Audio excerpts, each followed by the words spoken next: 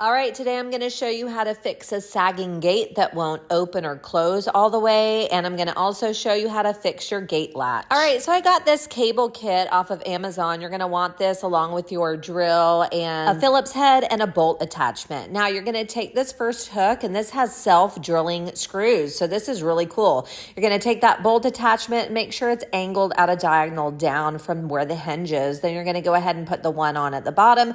Make sure you hold tightly to the bottom of the fence while you screw that in. Now this is a turnbuckle. You're going to want to unscrew it so it's all the way as long as it can go. Then you're going to put that S hook at the top and hook that turnbuckle to it. Then you're going to take the cable and thread it through the bottom of the turnbuckle. All right, so now you're going to put the U clamp around both of the cables, and then just go ahead and put the top of that thing on. And then first you're just going to hand screw those nuts on there. Now then you're going to get your drill with the bolt attachment, and you're going to go ahead and just secure these really tightly. You want to make sure that these don't move anywhere. All right, so go ahead and put that S hook on the bottom and thread the cable through again, and you're just going to do the same thing right here at the bottom. So just put that U hook in again, hand screw the nuts in, and then get that bolt attachment to secure it tightly. All right, you want to make sure this is pulled as tightly as it can go, and then I went back to the top, and I want this to look pretty, so I'm going to go ahead and move this one down just a little bit. All right, so when everything is up and secured, you're going to go ahead and turn that turnbuckle counterclockwise until it gets to the height that you want. Now, I've heard some people